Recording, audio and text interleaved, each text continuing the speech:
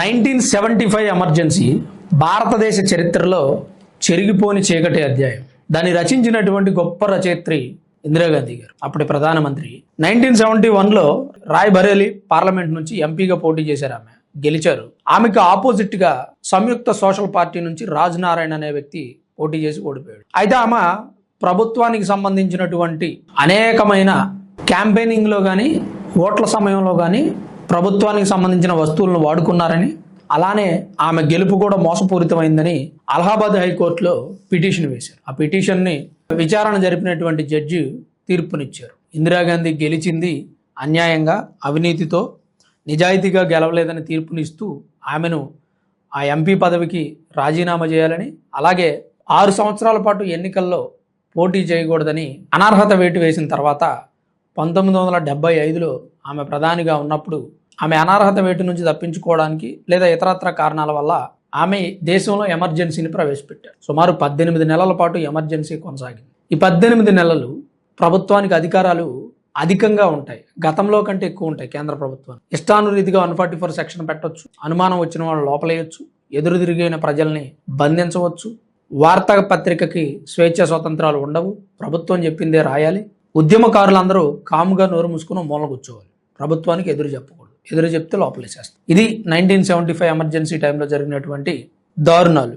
ఆ దారుణాలని ప్రజలు వ్యతిరేకించారు. ఇప్పుడు ఎవరైతే సంయుక్త సోషల్ పార్టీ నుంచి పోటీ చేసిన రాజ్ నారాయణ్ ఉన్నారో ఆయన ఆ తర్వాత జనతా పార్టీలో చేరారు. ఆ తర్వాత భారతీయ జనతాదళ్, ఈ సోషల్ పార్టీ ఇవన్నీ కలిసి బీజేపీ పార్టీ ఏర్పడడానికి కారణమయ్యాయి.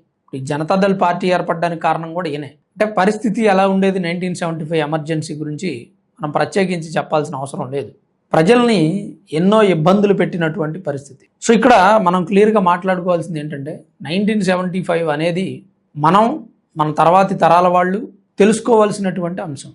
ఇప్పుడంటే సోషల్ మీడియా మాధ్యమాలు ఉన్నాయి కాబట్టి 1975 ఎమర్జెన్సీ గురించి నేను మీకు చెప్తా ఉన్నా. ఫ్యూచర్లో స్కూల్ దశ నుంచి, పాఠశాల దశ నుంచే పిల్లలు ఈ ఎమర్జెన్సీ గురించి తెలుసుకోవాలి. అంటే ఎమర్జెన్సీ ప్రవేశపెట్టినప్పుడు రాజకీయ పరిణామాలు ఎలా ఉంటాయి, కేంద్ర ప్రభుత్వానికి ఎలాంటి అధికారాలు ఉంటాయి అనే విషయం పిల్లలకు తెలియాలనే ఉద్దేశంతో ప్రభుత్వం 9వ తరగతి సోషల్ స్టడీస్లో ఈ 1975 ఎమర్జెన్సీ గురించి ఒక పాఠాన్ని పొందుపరిచింది. ఎన్సీఈఆర్టీ ఈ మేరకు నిర్ణయం తీసుకుంటే కేంద్ర ప్రభుత్వం దానికి పచ్చజెండా ఊపింది. 9వ తరగతి సోషల్ స్టడీస్లో ఈ పాఠం రాబోతుంది. అంటే ఇప్పుడు ఈ బుక్స్ రిలీజ్ అయిన తర్వాత, ఆ పాఠాలు చదివిన తర్వాత రేపటి జనరేషన్కి 9th క్లాస్ నుంచే 1975 ఎమర్జెన్సీలో జరిగినవి మొత్తం తెలుస్తాయి. సో ఇక్కడ 1975 ఎమర్జెన్సీ అనేది మీరు నేను చెప్పాల్సిన అవసరం లేదు, మీరు నేను డిస్కషన్ చేయాల్సిన అవసరం లేదు. ChatGPT అడిగినా, గూగుల్ని అడిగినా చెప్పేస్తాను ఎమర్జెన్సీ టైంలో ఏం జరిగింది అనేది. అయితే ఈ పుస్తకాల్లో ప్రవేశపెట్టడానికి కారణం ఏంటి? కాంగ్రెస్ పార్టీ వాళ్ళు అసలు పుస్తకంలో పెట్టాల్సిన అవసరం ఏముంది అని అంటున్నారు. ఎందుకంటే కాంగ్రెస్ పార్టీ వాళ్ళకి ఇష్టం లేదండి. కారణం ఏంటంటే ఇందిరాగాంధీ గారు రాహుల్ గాంధీ గారి నాయనమ్మ కాబట్టి కొంత ఆమెను అవమానించినట్టు ఉంటుంది అనేది కాంగ్రెస్ పార్టీ. కొన్ని విపక్ష పార్టీలు కూడా వ్యతిరేకించడం కరెక్టా అంటే వాళ్ళ వెర్షన్లో కరెక్టే. ఎందుకంటే వాళ్ళు చేసినటువంటి ఒక దారుణమైనటువంటి ఘట్టాన్ని బయట ప్రపంచానికి చూపించేటువంటి ప్రయత్నం జరుగుతుంది. దాన్ని ఎవరు ఒప్పుకోలేరు కదా. ఇప్పుడు వాళ్ళు ఎందుకు వ్యతిరేకిస్తున్నారు అనే కన్నా వాళ్ళు వ్యతిరేకించడానికి కారణం ఏంటి తెలుసుకుంటే సరిపోతుంది. ఎవరైనా ఏదైనా తప్పు చేశారనుకోండి, వేలెత్తి చూపిస్తే ఎవరికైనా కోపం వస్తుంది కదా. ఇప్పుడు నేను తప్పు చేస్తానా, నువ్వు నన్ను వేలెత్తి చూపిస్తావా, నువ్వు నన్ను అదే అని పేరు పెట్టి అంటవా, తప్పు కదా, నువ్వు ఎందుకు అంటావు నన్ను, నేను అది అవ్వటం వల్ల నాకు వచ్చిన ప్రాబ్లమే లేదు, నువ్వంటే నాకు ప్రాబ్లం, మూడు కొట్టినందుకు కాదు తోటికోడ తొంగి చూసినందుకు అన్నట్టు.